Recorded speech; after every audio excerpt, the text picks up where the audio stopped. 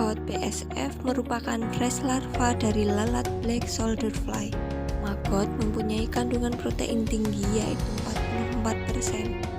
Namun perlu diperhatikan tingkat kecernaannya karena kandungan lignin pada kulit maggot akan semakin tinggi saat mendekati pupa. Lignin dapat menurunkan tingkat kecernaan maggot pada ternak.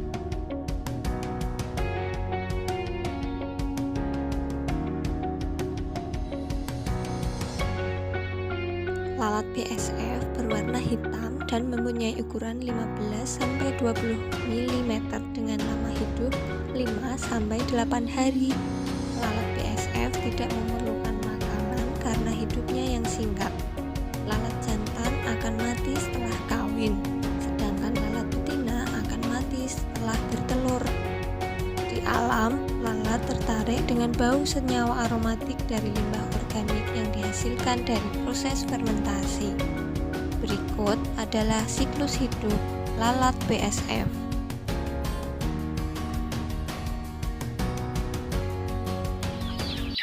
Assalamualaikum warahmatullahi wabarakatuh. Kadang Tani, petani milenial, daerah istimewa Yogyakarta, Indonesia pada umumnya. Ketemu lagi dengan saya, dan saat ini kita akan mengeksplor salah satu komoditas andalan kita, salah satu komoditas lokal kita, yaitu ayam kampung. Nah, ayam kampung ini menjadi menarik untuk kita bicarakan, kita berbincangkan, kita diskusikan, karena ayam kampung ternyata mempunyai potensi besar untuk bisa kita kembangkan menjadi salah satu sumber protein yang sangat bermanfaat untuk kita semuanya. Dan dari ayam kampung pula, sekarang ini preferensi masyarakat cukup tinggi untuk kita bisa kembangkan bersama. Nah, salah satu permasalahan yang kita hadapi terkait dengan budidaya ayam kampung adalah masalah pakan, di mana dalam konteks budidaya itu bisa mencapai 70% biaya itu harus digunakan untuk mensupport keberhasilan budidaya ayam kampung. Untuk itu kami mencoba memberikan solusi alternatif bagaimana agar pakan ini menjadi lebih efisien dengan cara mengintegrasikan budidaya ayam kampung dengan budidaya maggot.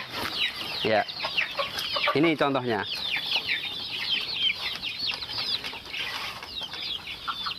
Nah, Kadang Tani, mitra tani, petani milenial Indonesia, budidaya maggot ini ternyata sangat mudah.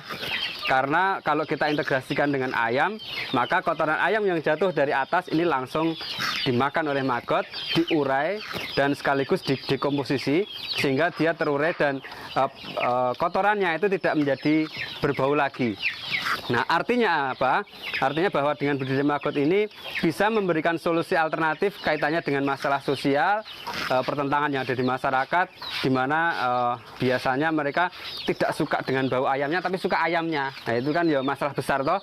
Untuk itu kita kasih solusi budidaya maggot ini terintegrasi dengan ayam.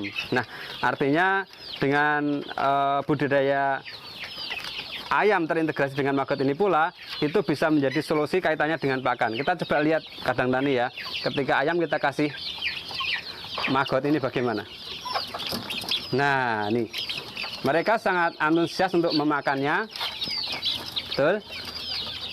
Nah, mereka sangat senang untuk memakannya, karena maggot ini selain sebagai sumber protein, dia juga menjadi salah satu pemangsa sisa-sisa protein yang jatuh dari kotoran ternak itu untuk kemudian didekomposisi dan sehingga amoniaknya tidak menimbulkan bau.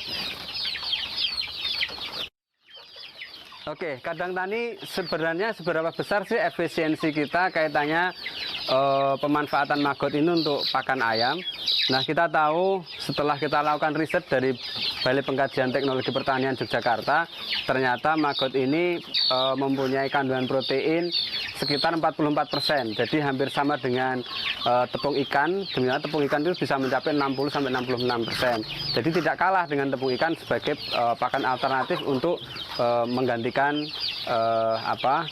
protein di dalam pakan ayam, sebagai pengganti tepung ikan. Nah, selain itu lemaknya itu bisa mencapai kurang lebih 29-30%. Sedangkan total energi yang bisa diurai itu bisa mencapai 4.700. Nah, artinya apa? Maggot ini mempunyai potensi besar untuk kita bisa kembangkan sebagai pakan alternatif untuk mensupport kebutuhan protein terutama dan juga lemak. Nah, kelebihan lain dari maggot ini ternyata Kadang Tani ya, itu dia bukan menjadi vektor penyakit ya.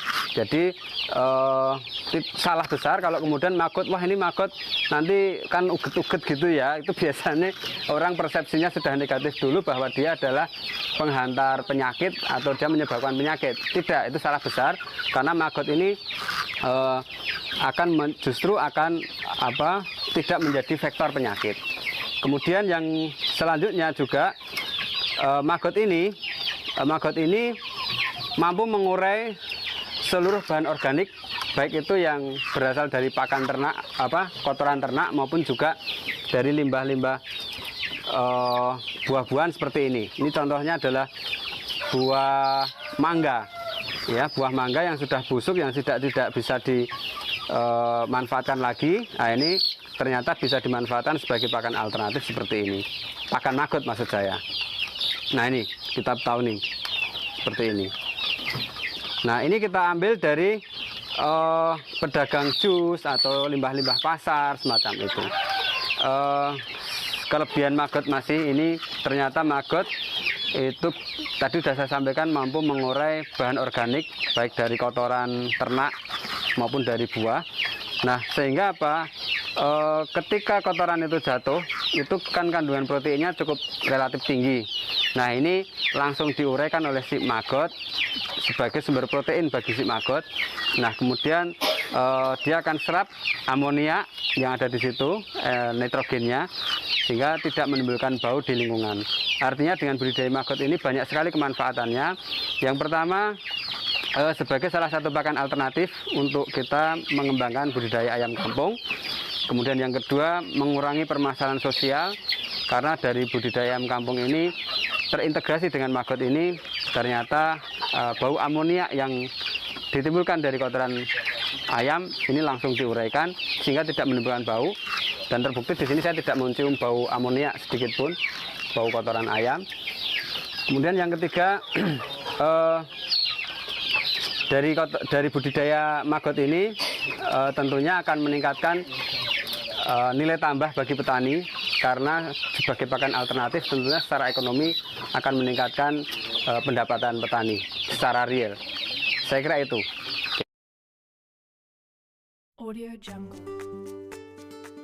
Karena pertama manfaat maggot itu adalah bisa mengurai kotoran dari pada ayam itu sendiri, dan manfaatnya sangat banyak sekali, sangat bisa menekan biaya pakan. Dan sudah disampaikan Pak Heru tadi bahwasanya dengan maggot itu proteinnya bisa mencapai 40% dan bisa mengurai kotoran ayam itu sendiri. Dan yang lebih luas lagi, kita bisa membantu pemerintah desa dalam mengatasi sampah, karena kita juga kedepannya nanti kita akan bekerja sama dengan desa untuk memanfaatkan sampah yang organik, mau kita ambil, kita haluskan dengan mesin chopper yang sudah kita dapatkan, nanti kita jadikan bubur sampah, terus kita buat makanan maggot sebagai tambahan dari kotoran ayam. Karena hanya dengan kotoran ayam itu sebenarnya masih kurang untuk makanan maggot itu sendiri. Jadinya kita harus